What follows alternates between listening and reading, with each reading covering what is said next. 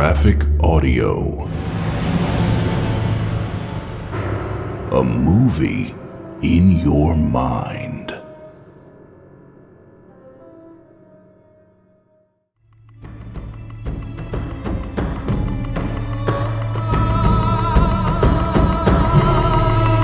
Graphic Audio presents Warbreaker Part 2, created by Brandon Sanderson, narrated by Dylan Lynch, with performances by David Coyne, James Konachek, Tim Getman, Ren Casey, Elizabeth Jernigan, Colleen Delaney, Scott McCormick, Christopher Graybill, Richard Rowan, Mort Shelby, Terrence Azelford, Stephen Carpenter, Sonny Lasky, Eric Messner, Tom Simpson, Amanda Thickpenny, Andy Clements, Ken Jackson, and Nanette Savard. Warbreaker, Part 2.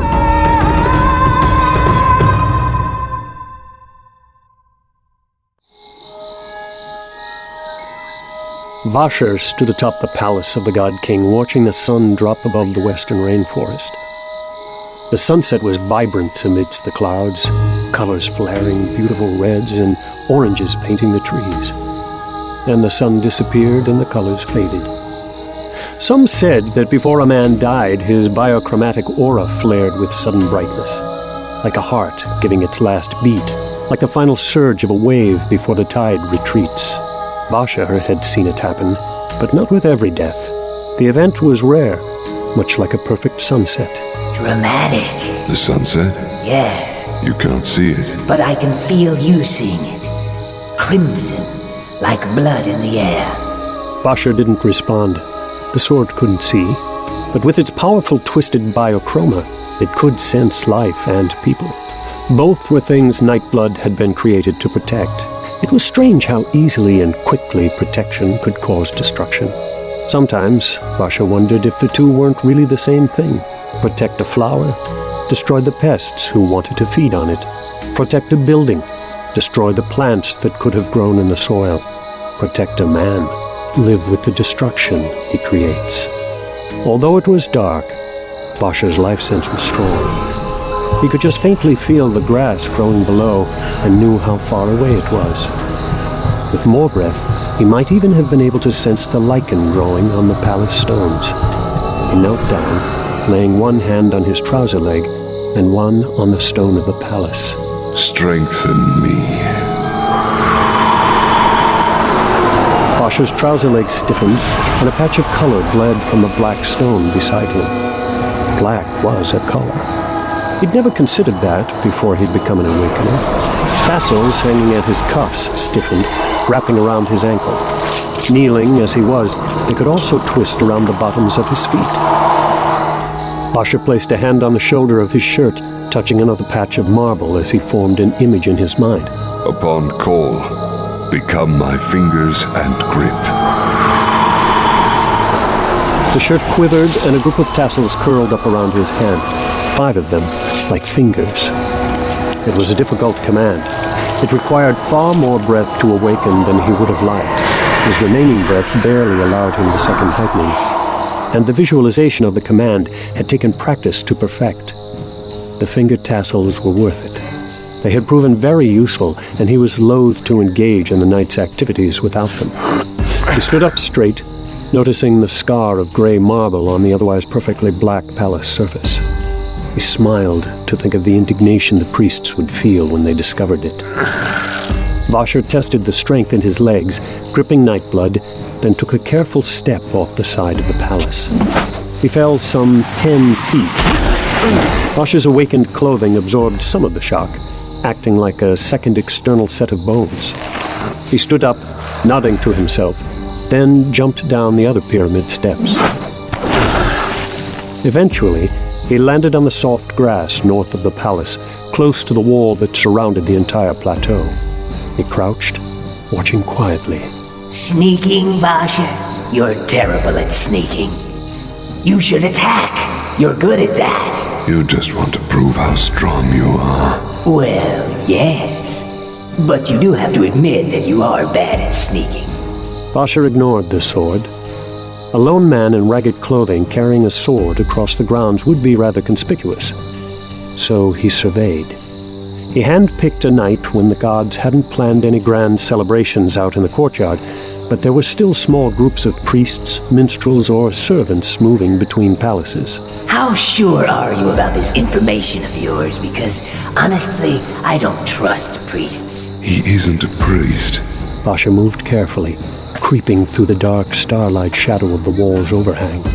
His contact had warned him to stay away from the palaces of influential gods like Blushweaver and Stillmark. But he had also said that the palace of a lesser god, like Gift Beacon or Peace Yearning, wouldn't work for Vasha's purpose. Instead, Vasha sought out the home of Mercy Star, a returned known for her involvement in politics, yet who wasn't all that influential. Her palace looked relatively dark this evening, but there would still be guards. Halandren returned all had servants to spare. Sure enough, Vasha located 2 men watching the door he wanted. They wore the extravagant costumes of court servants, colored yellow and gold after the pattern of their mistress. The men weren't armed. Who would attack the home of a returned? They were simply there to keep anyone from wandering in and bothering their lady while she slept. They stood by their lanterns, alert and attentive, but more for the sake of appearances than anything else. Vasha obscured Nightblood beneath his cloak, then walked out of the darkness, looking from side to side anxiously. The goddess. Yes, I must see the goddess. He hunched his body to help hide the oversized hidden sword. Oh, please. The crazy disguise? You're cleverer than that. It'll work. This is the court of the gods. Nothing attracts the unbalanced more than a prospect of meeting deities. Yes, she will not. The 2 guards looked up when they saw him approaching, but they didn't seem surprised. Here now. How'd you get in here? The goddess. The second man put a hand on Vasha's shoulder. Come on, friend. Let's get you back to the gates and see if there's a shelter that's still taking people in for the night. Vasha hesitated. Kindness. He hadn't expected that for some reason. The emotion made him feel a tad guilty for what he had to do next. He snapped his arm to the side. The tassel snapped forward, wrapping around the first guard's neck. Before the second guard could react, Vasha brought Nightblood up, ramming the hilt into the guard's stomach. Vasha swept his feet out from beneath him. Vasha's boot followed, coming down slowly but firmly on the man's neck. Vasha stood for a long moment, both men struggling, neither managing to escape their strangulation. A short time later, Vasha stepped off the second guard's neck, then lowered the first guard to the grass, twitching his thumb twice and releasing the finger tassels. You didn't use me much. You could have used me. I'm better than a shirt. I'm a sword. Vasha ignored the comments, scanning the darkness to see if he had been spotted. I really am better than a shirt. I would have killed them. Look, they're still breathing. Stupid shirt. That was the point. Corpses cause more trouble than men who get knocked out. I could knock people out. Vasha shook his head, ducking into the building. Returned palaces, this one included, were generally just collections of open rooms with colorful sheets on the doorways. The weather was so temperate in Halandren that the building could be open to the air at all times. He didn't go through the central rooms, but instead stayed in the peripheral servant hallway. If Vasha's informant had been truthful, then what he wanted could be found on the northeast side of the building. As he walked, he unraveled the rope from his waist. Wow, belts are stupid too. At that moment, a group of 4 servants rounded the corner directly ahead of Vasha. Within a heartbeat, Vasha snapped the rope forward. Hold things. The rope wrapped around the arm of one of the servants, though Vasha had been aiming for the neck. Colors. Vasha knocked him against the angle of the corner. The others moved to run. Vasha whipped out Nightblood with his other hand. Yes. Vasha didn't draw the sword. He simply tossed it forward. The blade came to rest before the 3 men. One of the group froze, looking down at the sword transfixed. He reached out tentatively, eyes awed. Vasha dashed forward and wrapped the rope around the first servant's hands and body. To his side, the remaining servant ignored both Vasha and his friend. This man picked up Nightblood, eyes alight. It's so beautiful. He undid the snap on the hilt, moving to pull the sword. When he had barely gotten a thin sliver of blade free, a dark, fluid-like smoke began to stream out. Some dripped to the ground, other tendrils of it snaked out and wrapped around the man's arm, drawing the color from his skin. Basha kicked out with an awakened leg. Basha grabbed the man who had been holding the sword and rammed his head against the wall. Basha grabbed Nightblood, closed the sheath, and did up the clasp. Then he reached over, touching the rope that tied the dazed servant. Your breath to mine. He recovered the breath from the rope, leaving the man bound. You didn't let me kill him! No corpses, remember. And two ran away from me. Oh, that's not right. You cannot tempt the hearts of men who are pure, Nightblood. No matter how much Basha explained that concept, it seemed beyond the sword's ability to comprehend. Basha moved quickly, dashing down the hall. He had no desire to fight an army of servants and soldiers. He stopped, uncertain in the unadorned hallway. He noticed, idly, that awakening the rope had inadvertently stolen the color from his boots and cloak, the only pieces of clothing he wore that weren't themselves awakened. The gray clothing would instantly brand him for what he was. I told you you aren't sneaky. Shut up. Basha reached into a pouch at his belt, pulling out the object within. A dead squirrel. Yeah. Basha knelt, putting a hand on the creature. Awaken to my breath. Serve my needs. Live at my command and my word. Fallen rope. Those last words, fallen rope, formed the security phrase. Basha could have chosen anything, but he picked the first thing that came to mind. One breath leached from his body, going down into the small rodent's corpse. The thing began to twitch. That was a breath Basha would never be able to recover, but creating a lifeless was a permanent act. The squirrel lost all color, bleeding to gray, the awakening feeding off the body's own colors to help fuel the transformation. Fallen rope. The security phrase pronounced, Basha could now imprint the creature with an order, much as he did when performing a standard awakening. Make noise. Run around. Bite people who are not me. Fallen rope. The squirrel hopped up to its feet, then scampered down the hallway, heading for the open doorway the fleeing servants had disappeared into. Basha stood and began to run again, hoping that this distraction would earn him some time. Lifeless could be difficult to stop, particularly a fresh one with orders to bite. Oh, we could have taken them. Basha rushed to the place his information had indicated. The location was marked by a splintered board in the wall, ostensibly just normal wear of the building.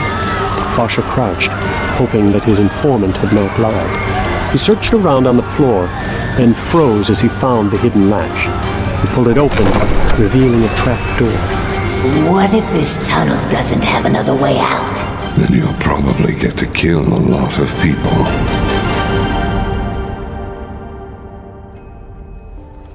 Weatherlove, god of storms, selected one of the wooden spheres from the rack, then hefted it in his hand. It had been built to fill the palm of a god and was weighted in the middle with lead. Carved with rings across the surface, it was painted a deep blue. Lifeblesser eyed the other god's choice critically. A doubling sphere? A bold move. Weatherlove eyed the small group of gods behind him. Lightsong was among them, sipping on a sweet orange-fruited drink with some kind of alcohol enhancement.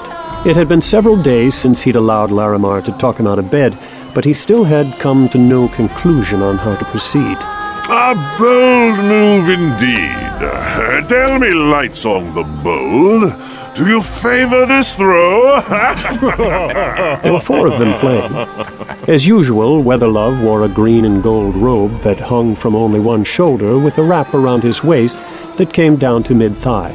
The outfit, patterned after the ancient dress of the returned from painting centuries past, revealed his sculpted muscles and divine figure.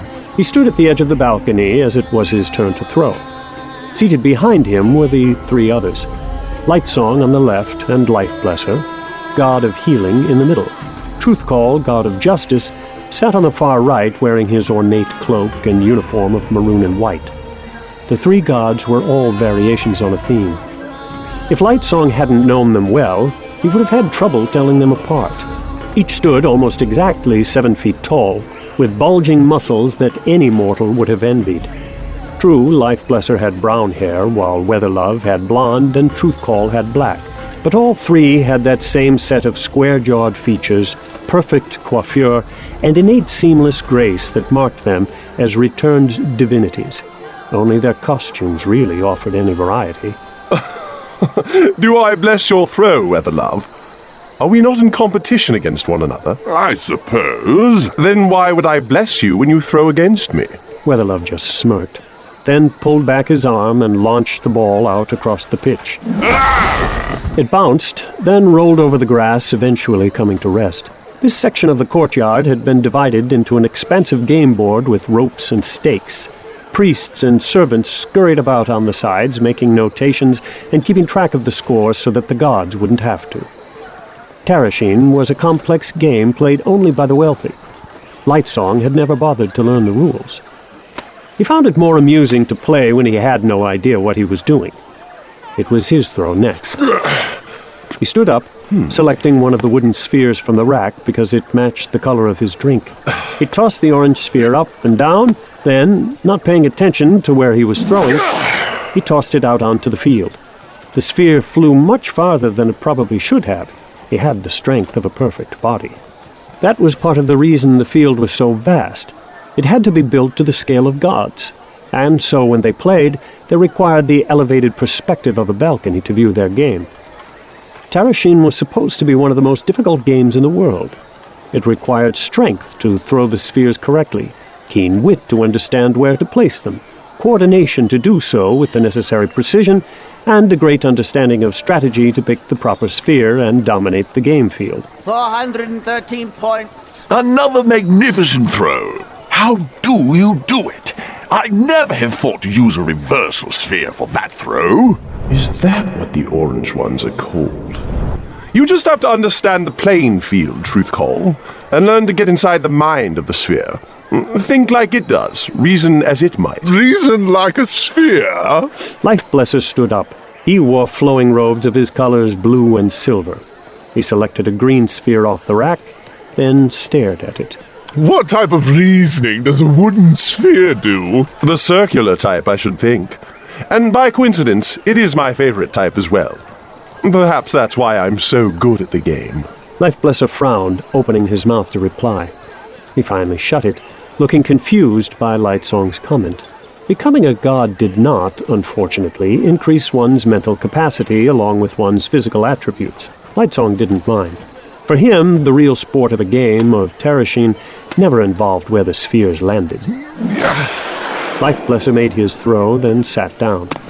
I do say, Lightsong, I mean this as a compliment, but having you around can be draining. Yes, I'm remarkably like a mosquito in that regard. Truthcall, isn't it your throw? Actually, it's yours again. You achieved the crown pairing during your last toss, remember? Yes. How could I forget? Lightsong took another sphere, tossed it over his shoulder out onto the green, then sat down. 507 points. Now you're just showing off. Lightsong said nothing. In his opinion, it revealed an inherent flaw in the game that the one who knew least about it tended to do the best. He doubted, however, that the others would take it that way. All three were very dedicated to their sport, and they played every week. There was blessed little else for them to do with their time. Lightsong suspected that they only kept inviting him because they wanted to prove, at last, that they could defeat him.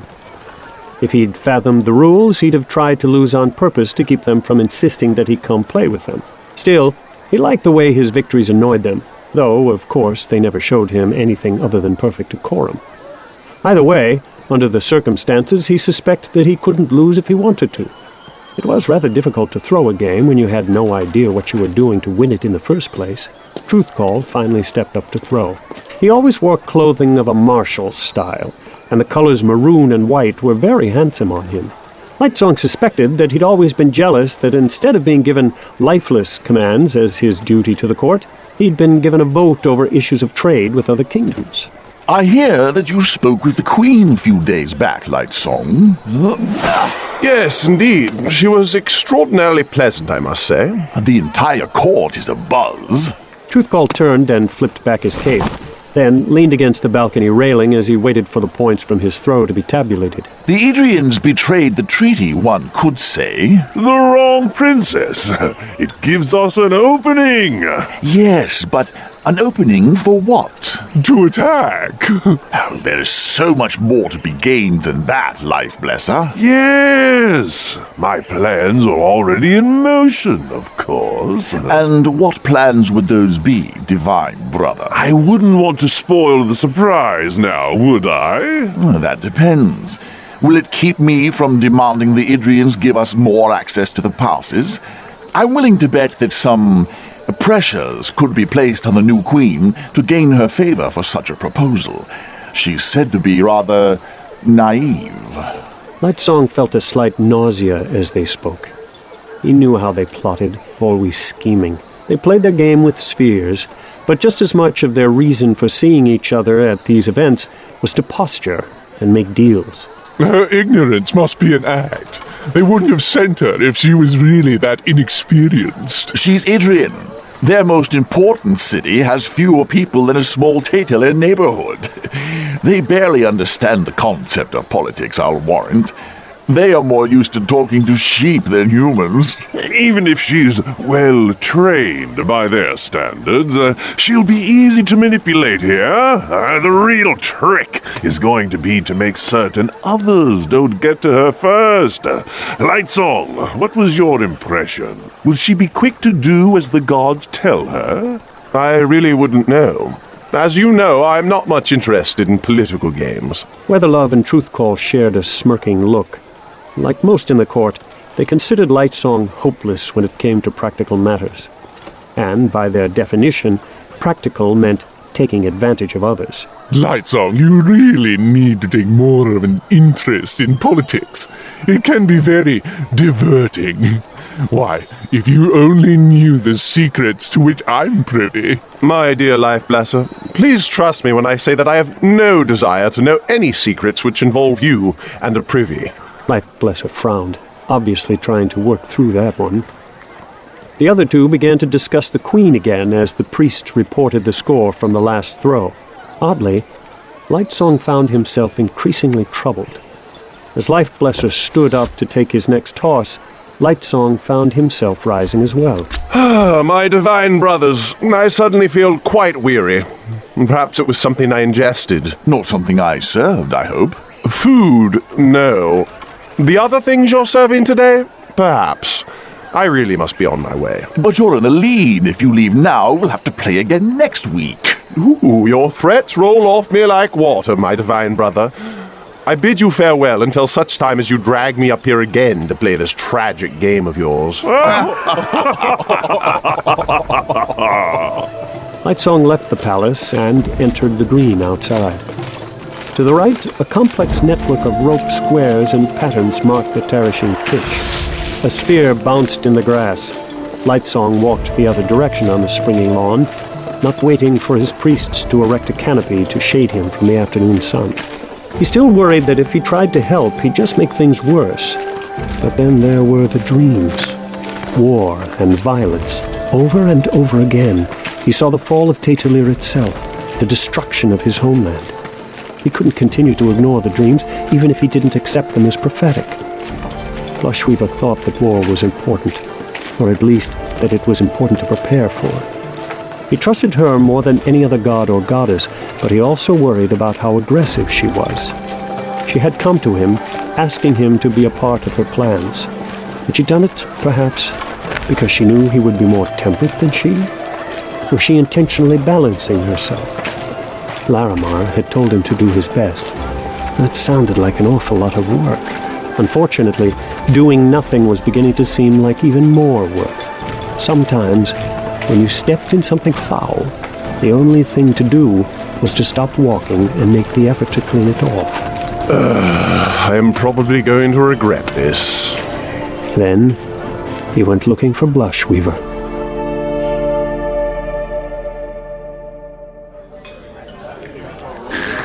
man was slight, almost skeletal, and each shellfish he slurped made Vivenna cringe for two reasons.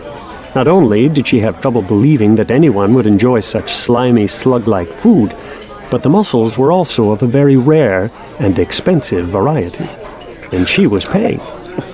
Denth and Tong Fa sat on either side of her, and of course they helped themselves to the plate of mussels as well. That's good. Vivenna wasn't certain. She'd pointedly not asked, but she thought that the shellfish were raw. The thin man across from her didn't seem to be enjoying himself much, despite the expensive surroundings and free food. He had a sneer on his lips, and while he didn't appear nervous, she did notice that he kept an eye on the restaurant entrance. So, can you help us or not? The little man, he called himself Fob, shrugged. You tell a wild tale, mercenary. Well, you know me, Fob. When have I lied to you? Whenever you've been paid to do it. I've just never been able to catch you. You don't disagree that war is coming, though? Of course not. But it's been coming for decades now. What makes you think that it would finally happen this year? Can you afford to ignore the chance that it might? Fob was a landowner. He cleared forests, then rented the land to growers. He often relied on Lifeless to help with his clearing, workers loaned to him through the government. There was only one stipulation upon the lending. Should war come, all of the food produced on his holdings during wartime immediately became the property of the returned. It was a good deal. The government would probably seize his lands during a war anyway, so he didn't really lose anything save for his right to complain. How does he keep packing them down? Fob had managed to slurp away nearly twice as many of the disgusting little creatures as Tong Fa. The harvest won't come in, Fob. You will lose quite a bit this year, should we prove right. But harvest early, sell your stockpiles, and you stand to get ahead of your competitors. And what do you gain? How do I know those same competitors haven't hired you to convince me a war is coming? Vivenna pulled back her shawl, not the matronly one she'd brought from Idris, but a silken gossamer one that Denth had found for her. She met Fob's eyes, then changed her hair to a deep red. Do that again. Vivenna changed it to blonde. Oh, the Queen?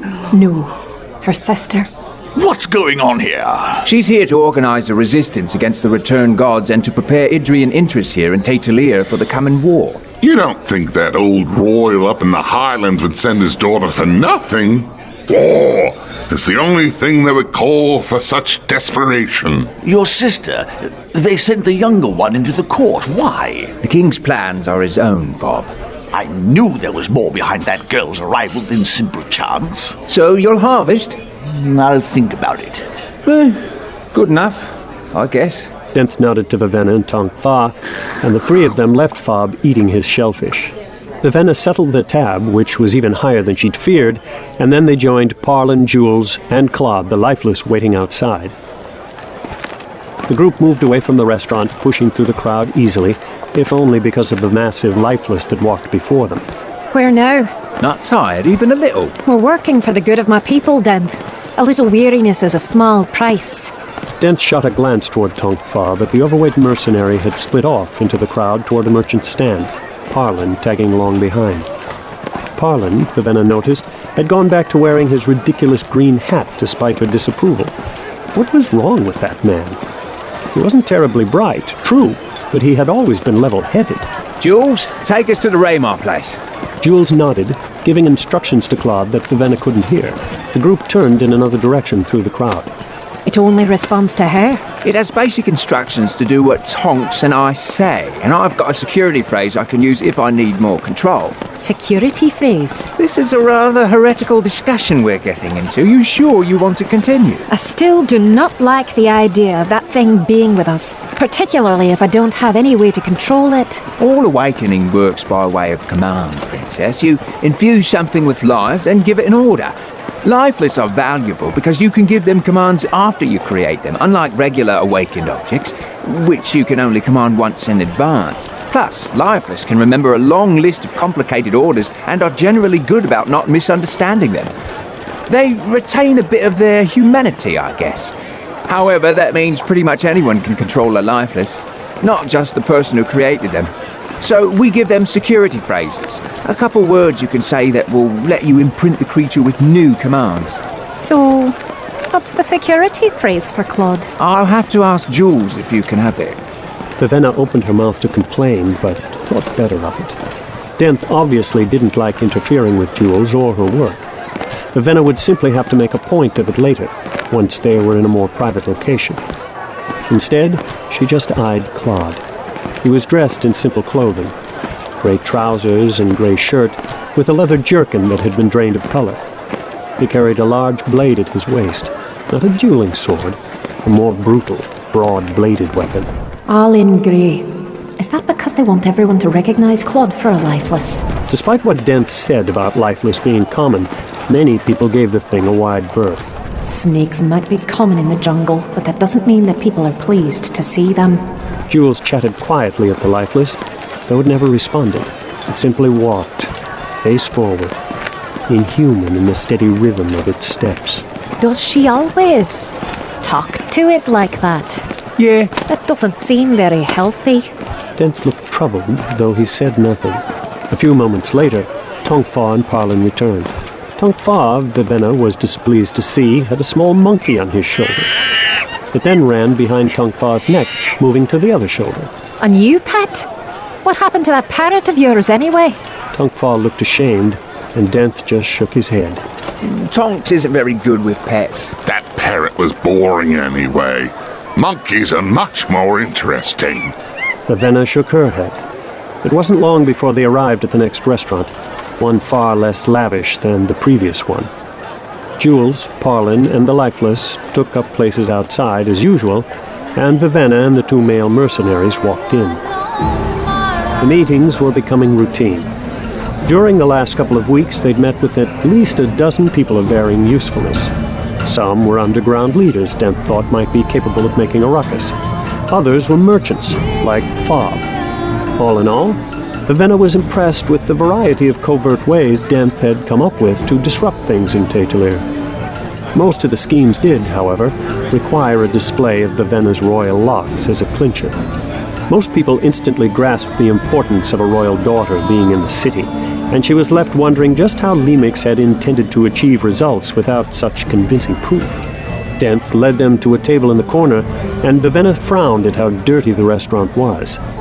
The only light came in the form of slim, slat-like windows shining beams of sunlight through the ceiling, but even that was enough to show the grime.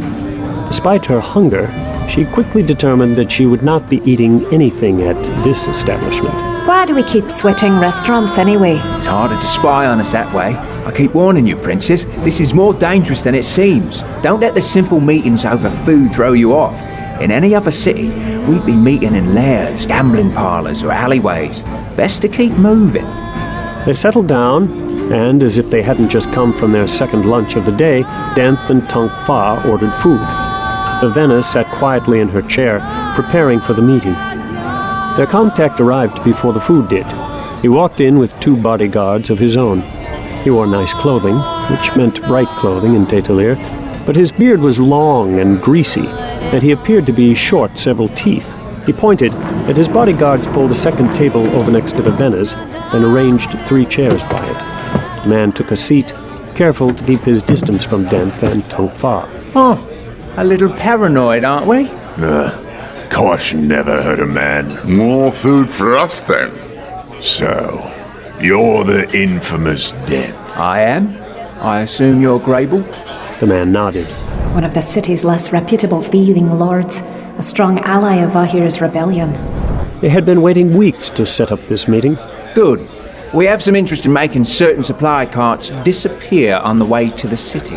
Vivenna glanced around, making sure that no one was listening too closely to the conversation. Grable owns this restaurant, Princess. Every second man in this room is probably a bodyguard. Great. Is that so? You want to make things disappear? Caravans of food? It's a difficult job we're asking for. These aren't long-distance caravans. Most of them will simply be coming into the city from the outlying farms. Denth nodded to Vivenna, and she pulled out a small pouch of coins. She handed them to him. For your trouble in coming today. Now, the carts we're talking about... Wait. Let's see the heir first.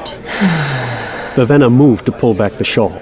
No shawl, no tricks. Men in this room are loyal. Vivenna shot a glance at Denth, and he nodded. So she shifted colors a couple of times. Grable watched intently, scratching at his beard. Nice. Nice indeed. Where'd you find her? What?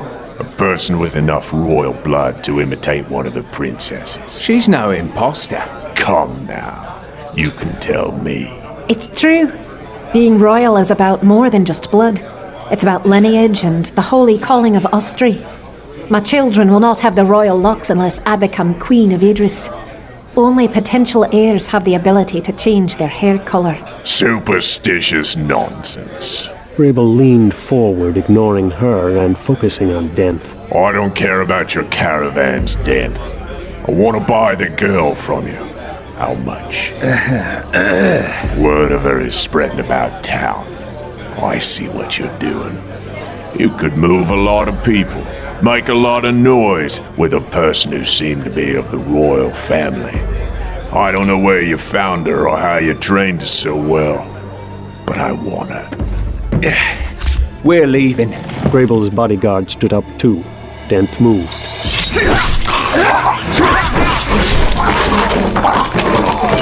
Vivenna hadn't even seen Denth draw his weapon. So, you are as good as they say. Around the room, other men had stood, some 20 of them. We might want to get up.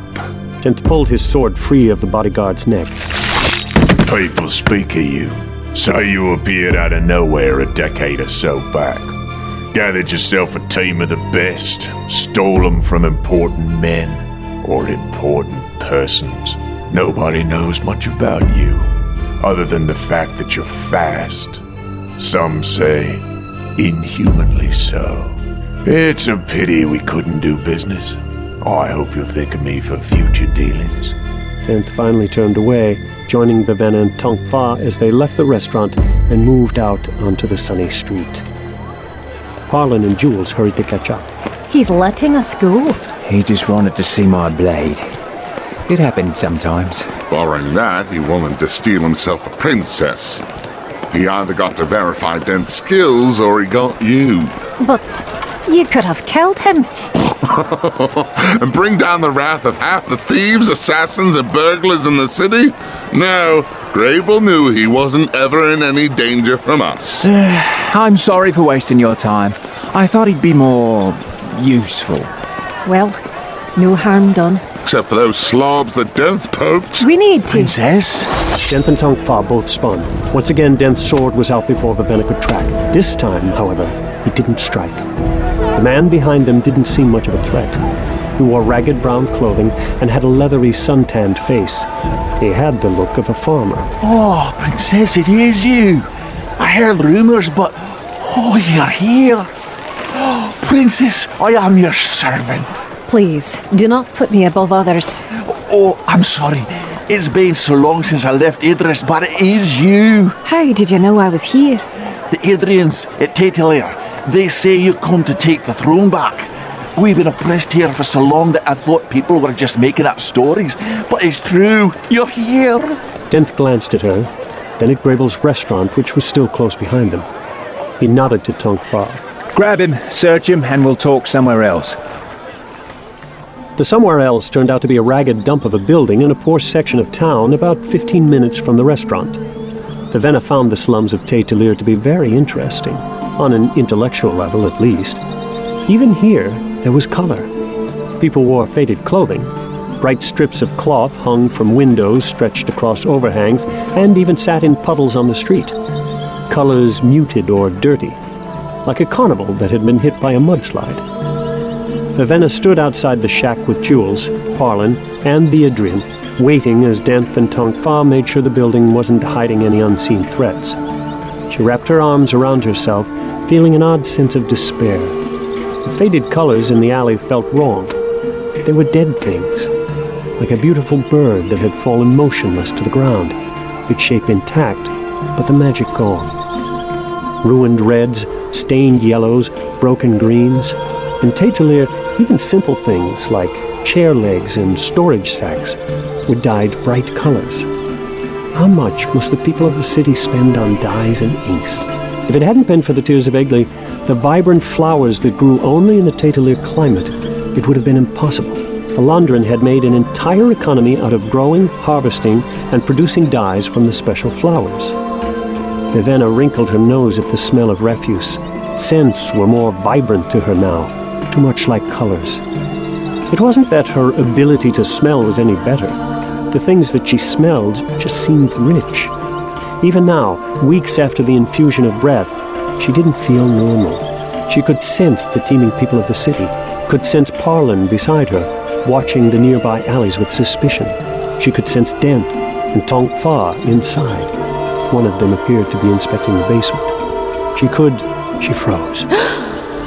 She couldn't feel Jules.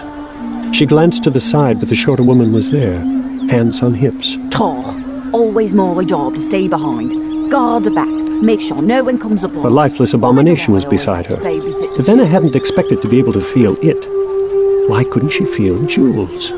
Vivenna had a sharp moment of panic, thinking that Jules might be some twisted, lifeless creation. Then, however, she realized that there was a simple explanation. Jules had no breath. She was a drab. Now that Vivenna knew what to look for, it was obvious.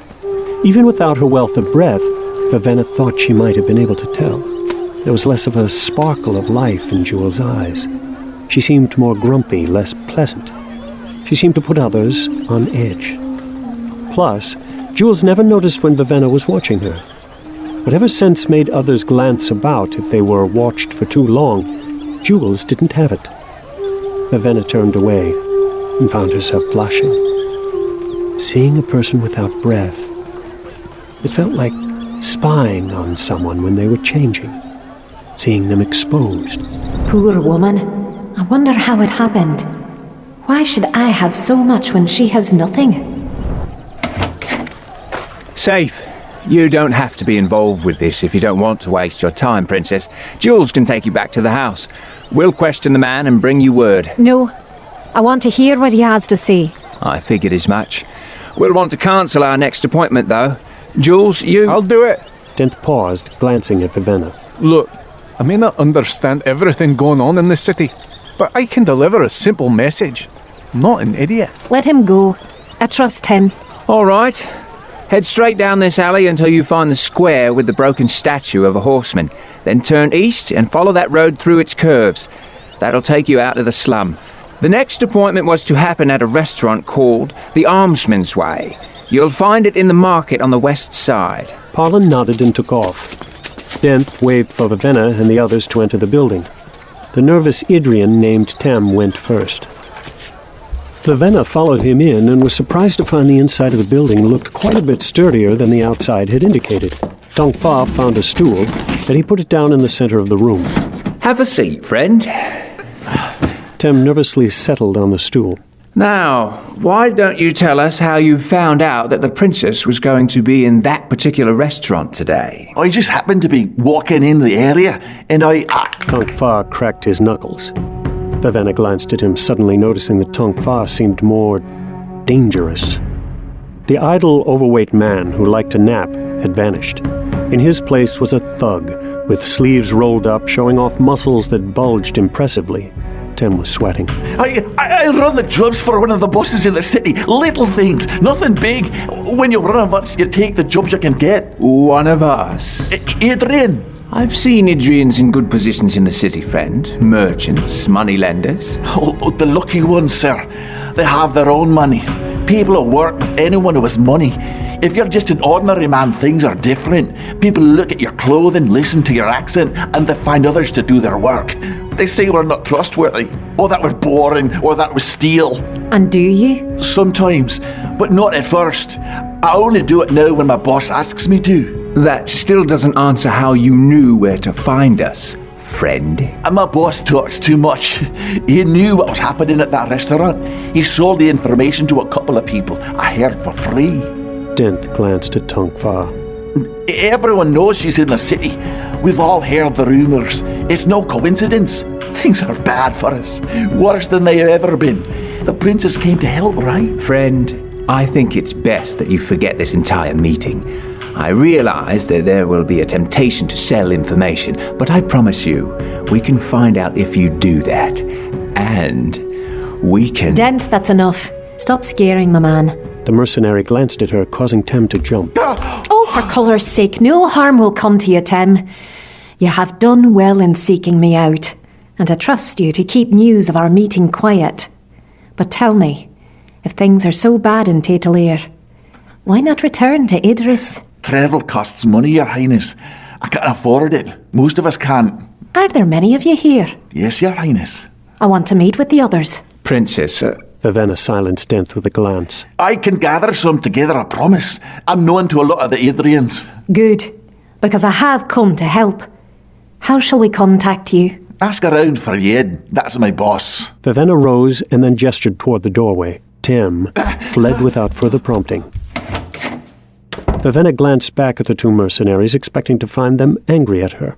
Oh, did you have to let him go so fast? Whatever Tongfa had done to look dangerous was gone, evaporating faster than water on metal in the sun. Now you've done it, he'll be selling for the rest of the day. I never get to be the bad guy anymore. Tongfa's monkey wandered over and sat atop his ample stomach.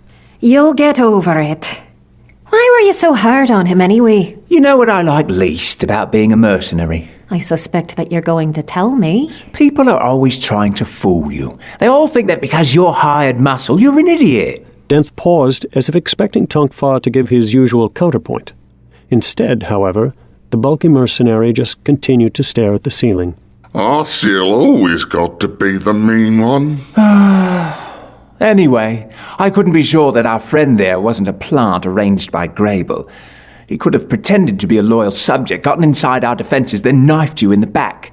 Best to be safe. Vivenna sat down on the stool and was tempted to say that he was overreacting, but, well, she had just seen him kill two men in her defense.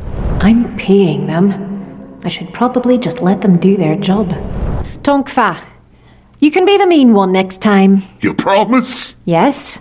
Can I yell at the person we are interrogating? Sure. Can I growl at him? I guess. Can I break his fingers? No. Not even the unimportant ones?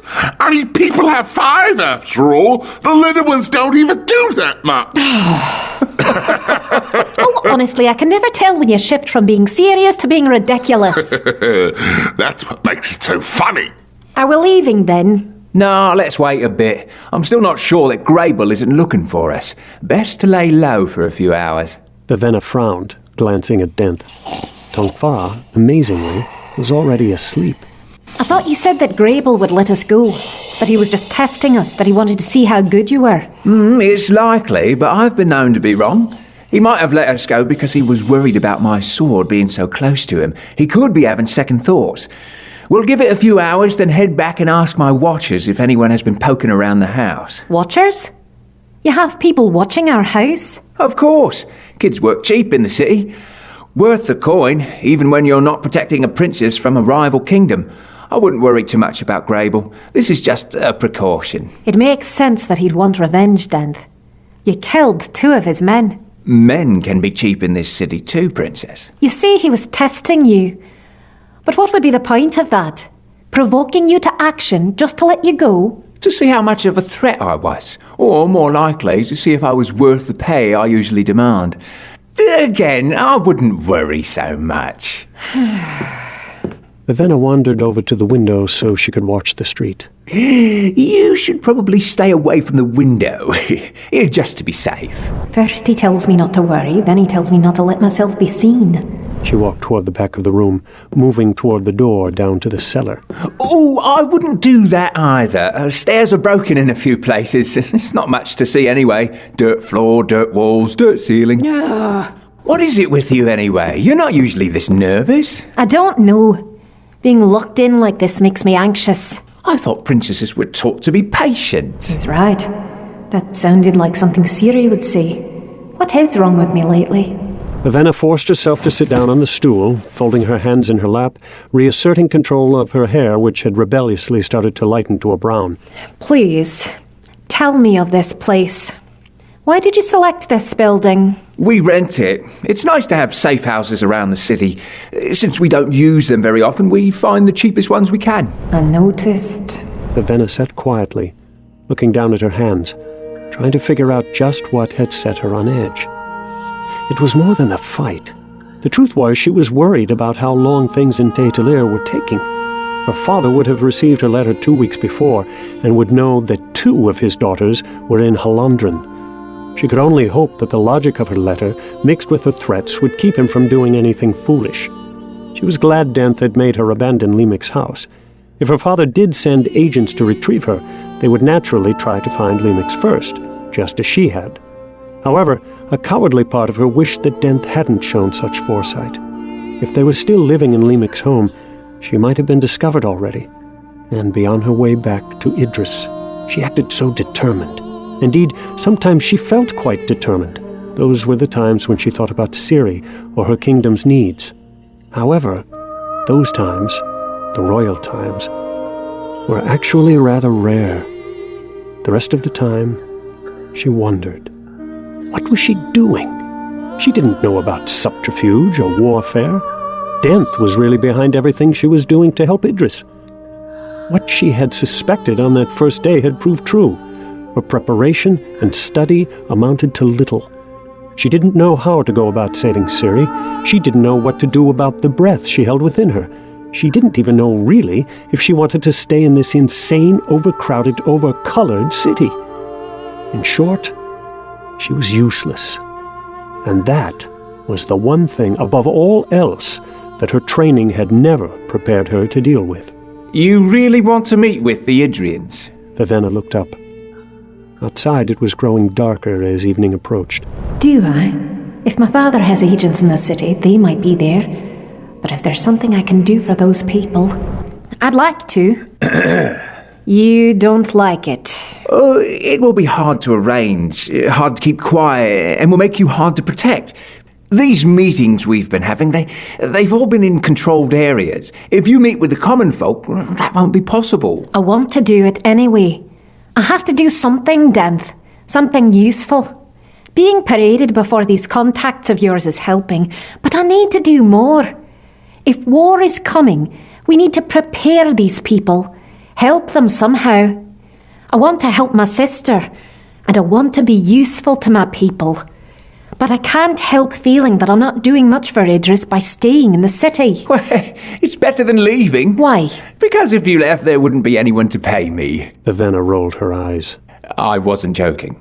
I really do like getting paid. However, there are better reasons to stay. Like what? Depends, I guess.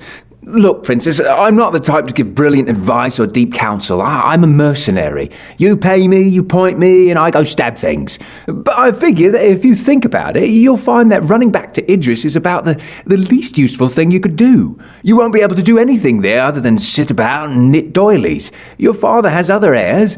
Here, you might be largely ineffective, but there, you're completely redundant. Denth fell silent, leaning back a little more. Tough man to have a conversation with sometimes. Still, Vivenna found his words comforting. She smiled, turning, and found Claude standing right beside her stool. Denth was on his feet in a heartbeat, sword drawn, and Tonk Fa wasn't far behind. Vivenna stumbled to her feet, her skirts getting in the way, and placed a hand against her chest as if to still her heartbeat. The lifeless stood, watching her. He does that sometimes. He just walks up to people. Like he was curious about them. They can't be curious, no emotion at all. Claude, go back to your corner. The lifeless turned and began to walk. No, put it in the basement. But the stairs. No! Claude, to the cellar. The lifeless turned and walked to the door at the back.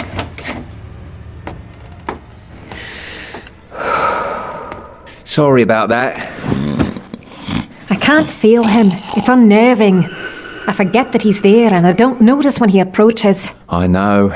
Jules too. She is a drab. Yeah, has been since she was a child. Her parents sold her breath to one of the gods. How horrible. It's really not so bad. I've been without breath myself. You have? Everyone goes through times when they're short of coin. The nice thing about breath is that you can always buy one off someone else. But you have to live without it for a time.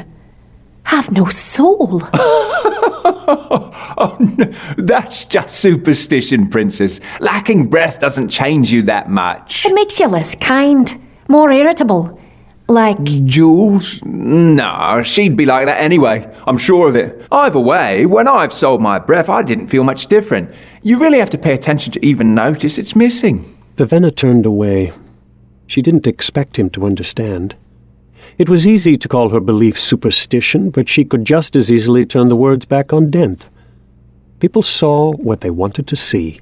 If you believed he felt the same without breath, that was just an easy way to rationalize the selling of it, and then purchase of another breath from an innocent person. Besides, why even bother buying one back if it didn't matter? The conversation died off until Jules returned. Vivenna stood as Jules nodded to Denth. He is who he says he is. I asked around. Got 3 confirmations from people I kind of trust. All right then. Let's carefully head back to the house.